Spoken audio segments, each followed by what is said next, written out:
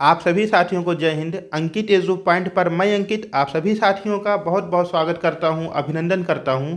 साथियों, आज है 12 जनवरी और आज मनाया जाता है राष्ट्रीय युवा दिवस स्वामी विवेकानंद जी की जयंती पर।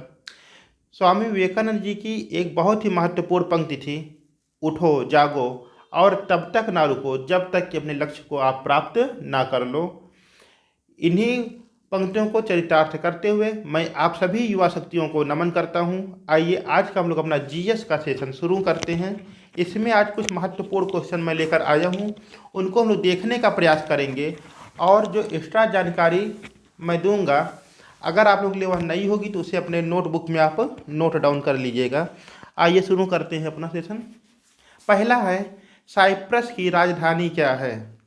पहला क्वेश्चन है आपका, साइप्रस की राजधानी क्या है? आपके जीएस के पार्ट में आपके जो बगल में देश हैं, पड़ोसी देश हैं या किसी भी देश की राजधानी पूछ लेता है, तो वहीं से मैं क्वेश्चन लिया हूँ, साइप्रस की राजधानी क्या है? तो साइप्रस की राजधानी है आपकी निकोसिया। क्या है? निकोसिया। और साइप्रस आपका कहाँ पर है? साइप्रस आपका एशिया महाद्वीप में ही एक देश है। बहुत बढ़िया। आगे चलते हैं। रेशम कीट पालन का अध्ययन क्या कहलाता है? कई बार प्रश्न आया, बहुत आसान प्रश्न है। क्या है प्रश्न? कि रेशम कीट पालन का अध्ययन क्या कहलाता है? तो मेरे भाइयों याद रखिएगा कि रेशम कीट पालन का अध्ययन कहलाता है आपका सेरीकल्चर। क्या कहलाता है? सेरीकल्चर। और अगर यही प्रश्न ये आ जाए कि मछली पालन का अध्ययन क्या कहलाता है आपका, तो मछली पालन क्या कहलाता है आपका? PC culture. क्या कहलाता है? PC culture. बहुत बढ़िया। ठीक, आगे चलते हैं। अगर यही प्रश्न ये आ जाए कि मधुमक्खी पालन का अध्ययन क्या कहलाता है? ध्यान सुनिएगा प्रश्न, मधुमक्खी पालन का अध्ययन क्या कहलाता है? तो मेरे साथियों याद रखिएगा, उसे कहते हैं एपी कल्चर। कौन? AP culture. बहुत बढ़िया, शाबाश। सेशन को लाइक कर लीजिएगा और ज़्यादा से ज़्यादा इसको सब्सक्राइब करिएगा।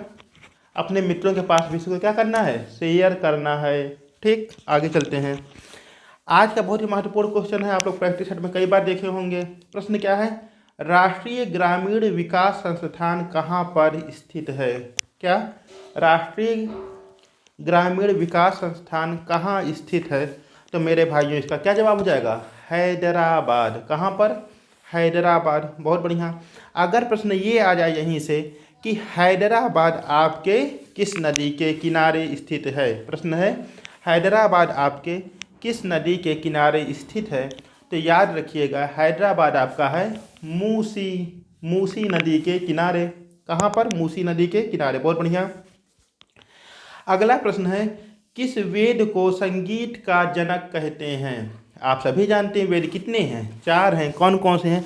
अथर्ववेद है, सामवेद है, यजुर्वेद है, सॉरी पहला आपका कौन सा हो जाएगा? ऋग्वेद है, फिर कौन सा है? सामवेद है, फिर यजुर्वेद है और अथर्ववेद है। ये 4 वेद आपके हैं।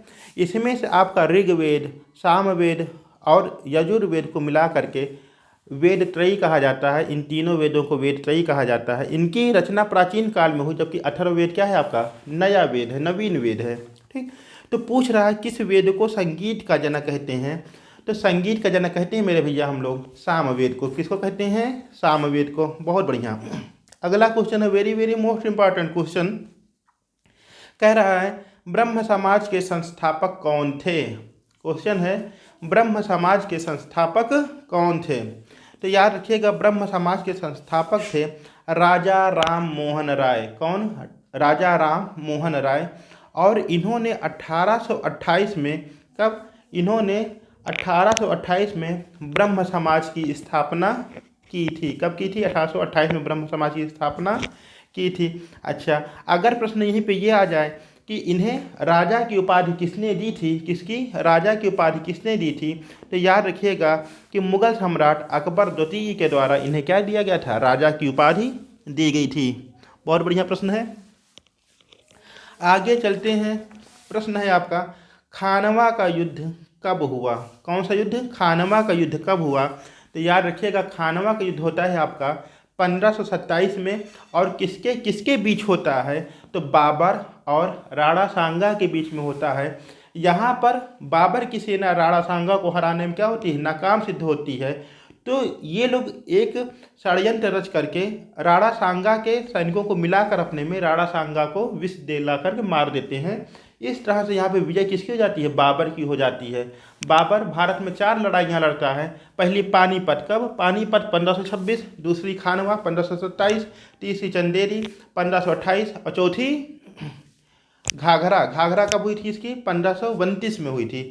और चारों के चारों युद्ध में बाबर बैक टू बैक क्या करता है? जीत हासिल करता है। बहुत बढ़िया, आगे चलते हैं। नागरिकता का प्रावधान संविधान के किस भाग में है? नागरिकता का प्रावधान संविधान के किस भाग में है? तो याद रखिएगा कि नागरिकता का प्रावधान भारतीय संविधान के भाग 2 में है।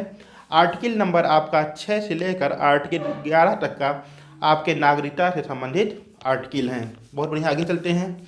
आरबीआई के वर्तमान गवर्नर कौन है? यानी रिजर्व बैंक ऑफ इंडिया के वर्तमान गवर्नर कौन है? तो इसका जवाब हो जाएगा शक्तिकांत दास। शक्तिकांत दास जी भारतीय रिजर्व बैंक के वर्तमान में गवर्नर हैं।